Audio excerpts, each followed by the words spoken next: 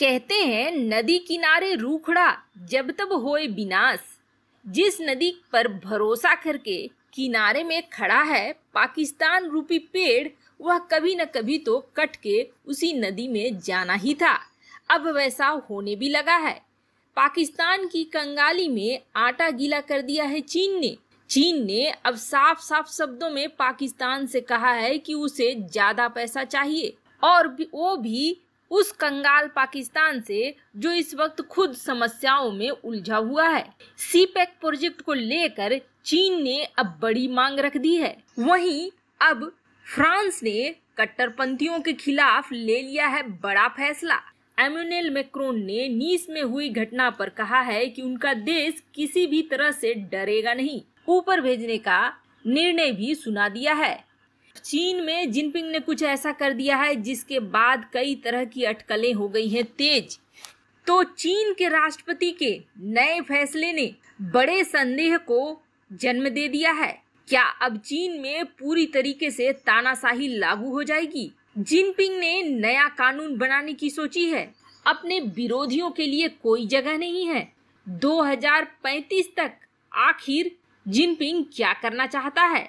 आइए जानते हैं इन खबरों को विस्तार से। एक बड़ी खबर निकल कर आ रही है चीन और पाकिस्तान के बीच, और इस बार मुद्दा बना है सीपेक प्रोजेक्ट पर बड़ा खतरे के साथ साथ पाकिस्तान के ऊपर भी बड़ा खतरा मंडरा रहा है, और वो भी कोई और नहीं बल्कि चीन के द्वारा, जिसे पाकिस्तान अपना आयरन ब्रदर कहता है। चीन को अब ऐसा लगने लगा है कि पाकिस्तान जैसे गरीब देश में अगर वह निवेश करता है तो उसके निवेश के पैसे लौटेंगे भी कि नहीं लौटेंगे। और दूसरी तरफ इमरान खान सरकार और जनता सेना तीनों के बीच में गुत्थमगुत्थ चल रही है। ऐसे में चीन ने सीपेक प्रोजेक्ट को लेकर साफ साफ कहा है पाकिस्तान को कि अगर तुम्हें अपने देश में सीपेक प्रोजेक्ट पर काम चलवाना है, चीन के निवेश लेने हैं, तो तुम्हें इंटरेस्ट रेट ज्यादा देना होगा। दोनों के बीच ब्याज को लेकर एक बड़ा पेंच फंस गया है। यहाँ तक कि चीन ने पाकिस्तान में सीपेक प्रोजेक्ट को रोकना भी शुरू कर दिया है। चीन ने सीपेक के अंतर्गत पाकिस्तान में 2655 किलोमीटर की एक लंबी रेलवे परियोजना ML1 पर अपना इन्वेस्टमेंट करना था। वैसे तो इस प्रोजेक्ट पर जो निवेश है वो सिर्फ $7 बिलियन का है। पाकिस्तान के रेल मंत्री शेख रशीद का कहना है कि इस परियोजना में चीन का शामिल होना बहुत जरूरी है, क्योंकि यह परियोजना अगर पूरी होती है तो पाकिस्तान के लाखों बेरोजगारों को नौकरी मिलेगी। लेकिन इस प्रोजेक्ट में जहां 90% चीन अपना पैसा लगा रहा है, तो पाकिस्तान मात्र 10% पैसा लगा रहा है। वैसे ये काफी लंबी चौड़ी बातें हैं। बहुत तरह के सपने पाकिस्तान के नेता भी अपनी जनता को दिखला रहे हैं, और चीन भी उनकी जनता को दिखला रहा है। आखिर परिणाम तो बुरा होने ही वाला है, और जिसकी शुरुआत चीन ने कर भी दी है। अब चीन को इस पूरे प्रोजेक्ट में 1% का ब्याज नहीं चाहिए, बल्कि वह इस ब्याज को और भी ज्यादा बढ़ाना चाहता है। वैसे तो पाकिस्तान से 2 नंबर की कमाई चीन को बहुत ज्यादा हो रही है, लेकिन अगर 1 नंबर की नियमों के तहत कहें तो वो कमाई भी अब चीन बढ़ाना चाहता है पाकिस्तान से, और नहीं तो पाकिस्तान के किसी न किसी सामरिक भूभाग पर फिर से कब्जा करेगा। वहीं दूसरी तरफ चीन में जिनपिंग ने कुछ ऐसा कर दिया है जिसके बाद कई तरह की अटकलें हो गई हैं तेज। वैसे तो उसने आते ही सत्ता संभालते ही अपने विरोधियों का सफाया करना शुरू कर दिया, ताकि भविष्य में कभी भी कोई उसके खिलाफ खड़ा ना हो सके। जिनपिंग ने वैसे तो अपने भविष्य के लिए कभी कुछ नहीं कहा, लेकिन पिछले कुछ सालों से इस तरह के संकेत जरूर मिल रहे हैं कि वह अपने 2 कार्यकाल पूरा होने के बाद भी कुर्सी छोड़ने वाला नहीं है। जिनपिंग का यह कार्यकाल साल 2022 में खत्म हो रहा है।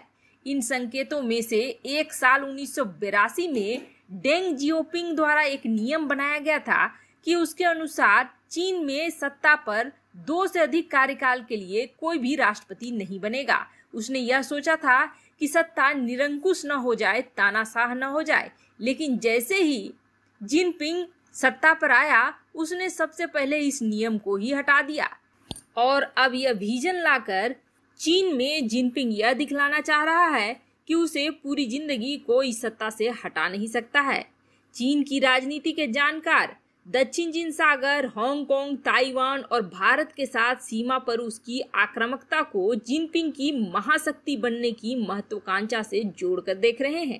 वैसे आपको बता दें, जिनपिंग अपने देश को सुपर पावर बनाने और हजारों साल पुराने साम्राज्य को स्थापित करने की कोशिश में जरूर लगा हुआ है, लेकिन उसके देश के अंदर भी काफी विरोध हो रहे हैं उसकी नीतियों के और उसके कार्यशैली के, जिसे जिनपिंग बड़ी ही निर्ममता से दबा देते हैं।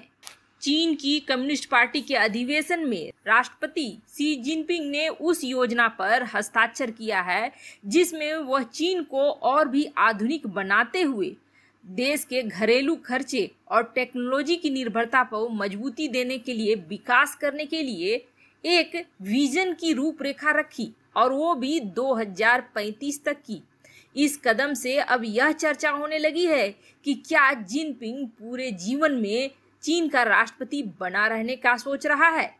वहीं दूसरी तरफ दुनिया भर के इस्लामी देशों में विरोध झेल रहे फ्रांस के राष्ट्रपति एमेनुएल मैक्रोन ने नीस में हुई घटना पर कहा है कि उनका देश किसी भी तरह से डरेगा नहीं।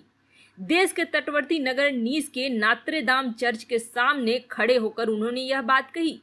इसी चर्च में 2 महिलाओं के साथ घटना हो गई थी। फ्रांस बहुत ही कड़ाई से अब पेश आने लगा है। वैसे आपको बता दें, सिर्फ फ्रांस में ही नहीं, इस तरह के हमले अब रूस में भी हो रहे हैं, जिसके बाद एक चिंता की विषय बन गई है पूरी दुनिया में कि आखिर चल क्या रहा है और इससे कैसे निपटा जाए। वैसे तो रूस ने तुरंत ही कड़ाई से जवाब देकर साफ कर दिया कि उसकी नीति क्या है, तो वहीं फ्रांस ने भी अब 8000 सैनिकों की तैनाती शुरू कर दी है। साथ ही साथ ऐसी गतिविधि वाले किसी को भी देखते ही ऊपर भेजने का निर्णय भी सुना दिया है। यानी कि कोई भी कट्टरपंथी अगर इस तरह की हरकत करने की कोशिश करेगा तो वो उसके लिए बहुत ही भारी पड़ने वाला है। वैसे आपको बता दें, दुनिया भर में कई बड़ी महाशक्तियां अब फ्रांस के साथ खड़ी हो गई हैं, जिनमें इजराइल, भारत और रूस भी हैं शामिल।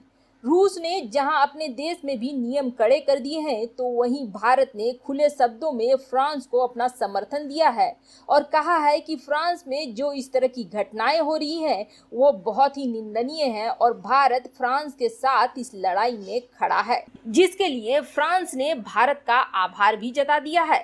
वैसे आपको क्या लगता है, अगर जिनपिंग चीन का राष्ट्रपति आजीवन रहता है तो आने वाले परिणाम क्या हो सकते हैं?